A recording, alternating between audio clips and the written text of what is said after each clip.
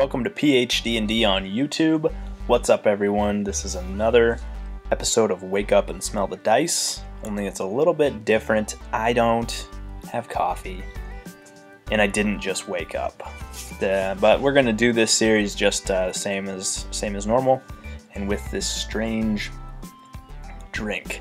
This is, I don't know if I can say names, in case you can see it.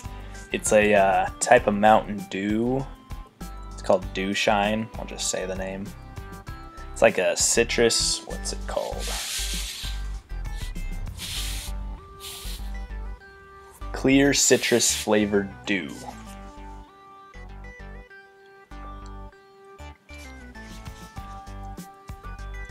It's interesting. I'll be honest, it's not great, but it's interesting.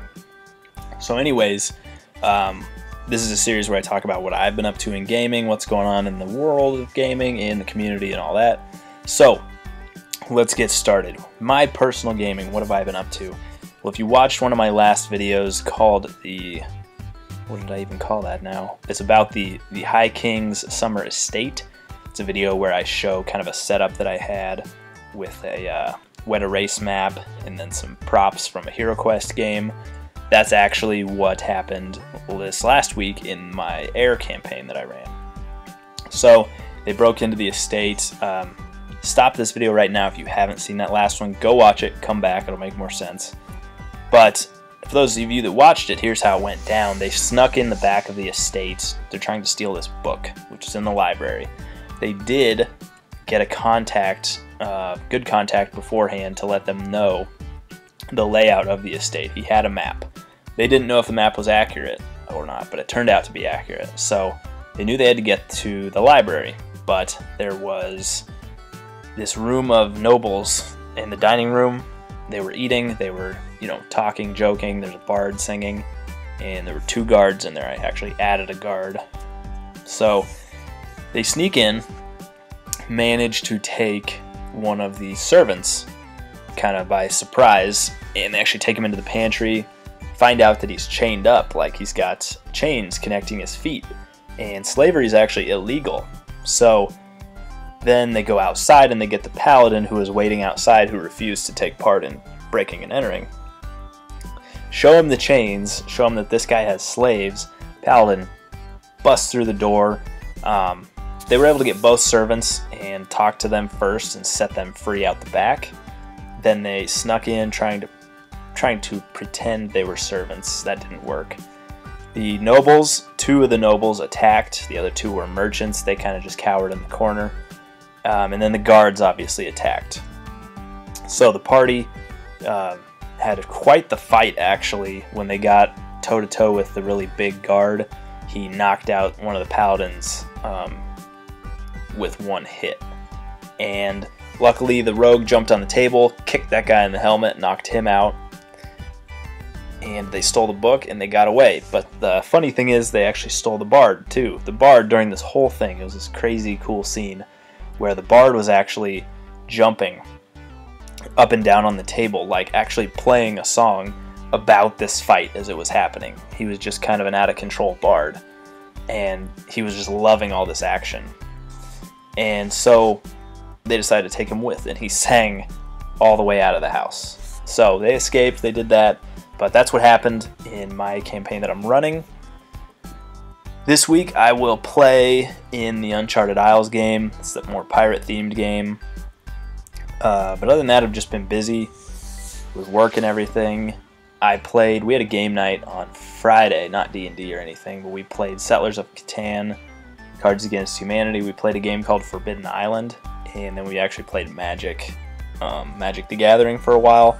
That was a blast. We had like a 2.5 hour match of Magic the Gathering. I'm not even kidding. But that was a lot of fun. What else? I'm going to do a separate video today on kind of my world building, so you can check that out. I won't talk about that here. So let's move into the world of gaming. What's going on in the wider world of gaming? Wizards of the Coast has kind of announced, well, they've been announcing this, it's not brand new, but I read an article that talked about kind of their plans for the future, and they're putting a lot into this Sword Coast Legends game. That's that video game where you can have a DM, and from the videos I've watched, it looks really, really good. It looks, I don't know, to me, I'm glad that they went to someone else to handle this.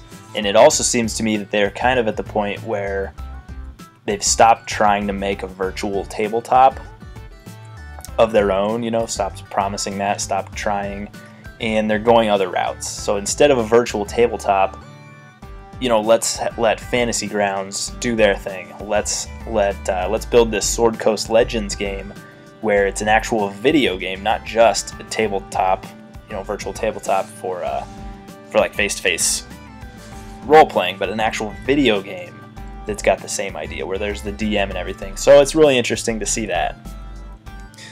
Other things, kind of drawing a blank. I don't think there's a whole lot going on that's brand new. Some things that I've actually been getting into is more of the terrain, or more of the, I don't want to say grids, but if you read the blog post yesterday, I talked about how I was organizing my dungeon tiles and how I did that. So I want to use more of those to kind of create some cool at the table scenes. But I've also started watching the DMG info. I've been subscribed to his channel forever. It's just I haven't gotten to go all the way back and watch like his videos starting at the beginning. And so now I'm doing that, and as soon as I can collect some of the materials, I'm going to start, I don't know if you call it crafting, but crafting that type of dungeon terrains, just starting small, see what I can come up with. Because I love the idea of it. I love like Dwarven Forge stuff. But Dwarven Forge is obviously very expensive. It's very cool, very high quality, I'm sure, but it's very expensive. So I do want to start crafting more, painting more, getting more into that side of the hobby, along with what I'm currently doing. So in the community, what else is going on to wrap it up? I believe the Provokers played yesterday or last night. They had their session, or at least I'm pretty sure they were planning on it. I did not get a tune in, but it's in my watch later playlist. But I think I clicked on that before it started. So hopefully it went off without a hitch, and they had an awesome session, I'm sure. But that's going on. Other things. There's a lot of videos. There's the RPG tag thing going around. I did that, so you can watch that video. Main Man just did one. So there's a bunch of those. So watch the tag videos, learn a little bit more about your fellow RPGers in the community. And even if you haven't been tagged, just go ahead and make one. I'll tag everyone who has not been tagged right now. Just go out, make your own, and so we can learn a little bit more about you. Other than that, that's really it. Like I said, I'll put up a video going into a little bit more detail about my world building as of late, because that could make this video run longer than it already has. So I want to thank you for tuning in to Wake Up and Smell the Dice. I hope you have a better drink on hand than I do, and have a great week of gaming, everyone. Thanks. Plenty of friends who like fine wines. Being that the leader of the party is a thief, I'm sure they'll make their way in there and borrow a few things. Coming through this way, they will find the